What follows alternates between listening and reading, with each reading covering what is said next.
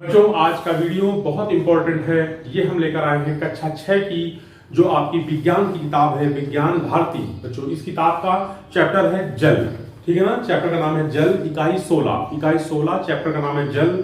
इस चैप्टर का अभ्यास कार्य हम लेकर आपके सामने उपस्थित हुए हैं। तो बच्चों मेरे साथ इस अभ्यास कार्य को देखें और आपको कुछ ना समझ में आए तो कमेंट बॉक्स में कमेंट कर सकते हैं। बच्चों आपको जैसा पता है कि जल जो है यानी जो वाटर है यानी जो पानी है, ये हमारे जो जीवित लोग जो हैं और जो सजीव हैं और जो निर्जीव हैं इन सभी के लिए आवश्यक है। यानी कि जीवित में आपके पेड़ पौधे, जीव जंतु हो गए और मनुष्य हो गए, इनको भी पानी की आवश्यकता होती है, ठीक है ना। और जो हमारी निर्जीव चीजें हैं उनसे भी हमको कुछ बनाना होता है तो हमें पानी की आवश्यकता होती है।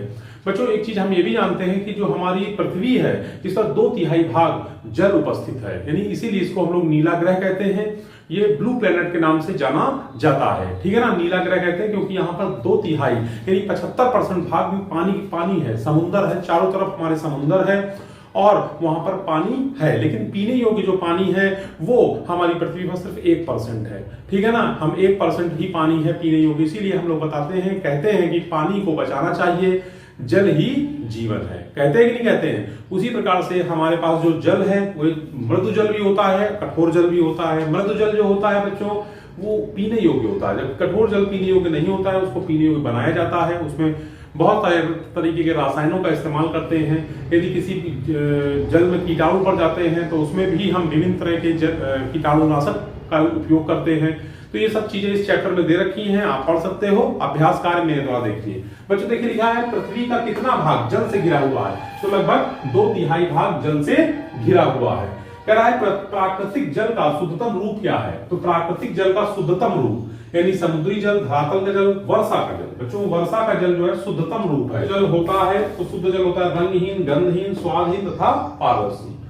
जल घोल सकता है ठोस, द्रव एवं गैस को, ठीक है ना। इसका सेकंड ऑप्शन सही है, जल घोल सकता है ठोस, द्रव एवं गैस को, ठीक है बच्चों।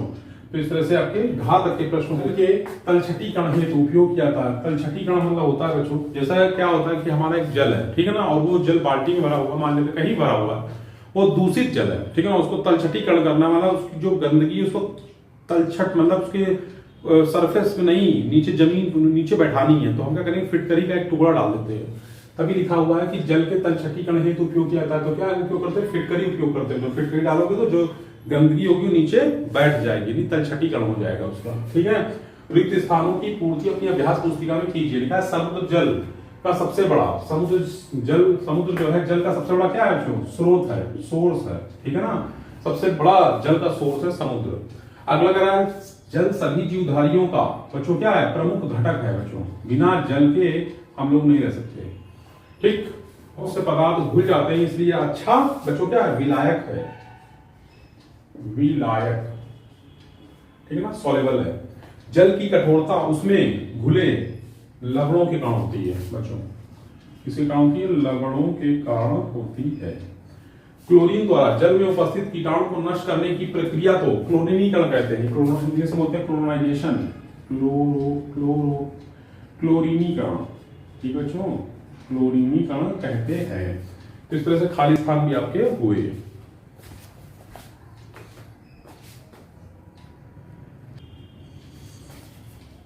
अब बच्चों लोग देखेंगे निम्नलिखित कथनों में सही और गलत का निशान लगाएं, ठीक है ना। सही गलत का निशान लगाएं। कह रहा है अपमार्जक यानी डिटर्जेंट मृदु कठोर दोनों प्रकार के जल में झाग देता है, सही है, ठीक है ना। जो अपमार्जक होता है, ठीक है ना, डिटर्जेंट जिसको बोलते हैं इंग्लिश में, ठीक है ना, ये मृदु और कठोर दोनों प्रकार के जल में झाग देता है। शुद्ध जल 0 डिग्री सेल्सियस जमता है तो 100 सेल्सियस उबलता है, बिल्कुल सही है। अगला कठोर जल कपड़े धोने तथा उपयुक्त है, नहीं ये उपयुक्त नहीं होता, ठीक। अगला कह रहा है जल 3 अवस्थाओं बर्फ यानी ठोस जल यानी द्रव तथा वाष्प गैस से पाया था, बिल्कुल सही है। तो इससे सोचो आपको सही गलत के खत्म हो गए। अब भौतिक गुण बताइए। तो जल के 3 भौतिक गुण में सबसे पहला है जल रंगहीन गंधहीन पदार्थ है। शुद्ध जल स्वादहीन होता है। जल 3 अवस्थाओं में ठोस द्रव एवं गैस से पाया जाता है। अगला प्रश्न आ गया, प्रश्न नंबर 4 का खा। जल में उपस्थित कीटाणु को नष्ट करने के लिए किन रासायनिक पदार्थों का उपयोग करते हैं। फिटकरी, कोयला, क्लोरीन, पोटेशियम परमैंगनेट जल में उपस्थित कीटाणु को नष्ट करने के लिए उपयोग करते हैं बच्चों।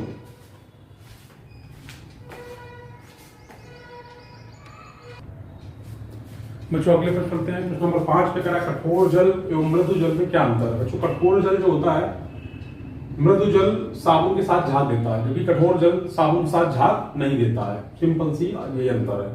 वाष्पन एवं संघनन को परिवर्तित कीजिए। तो वाष्पन मतलब क्या है, द्रव जल, यानी द्रव जो है, द्रव जल जब वाष्प के रूप में परिवर्तित होता है, वाष्प के रूप में परिवर्तित होता है तो उसे वाष्पन कहते हैं। और जल वाष्प का द्रव में परिवर्तन, जल वाष्प का द्रव के रूप में परिवर्तन होता है, उसे संघनन कहते हैं बच्चों।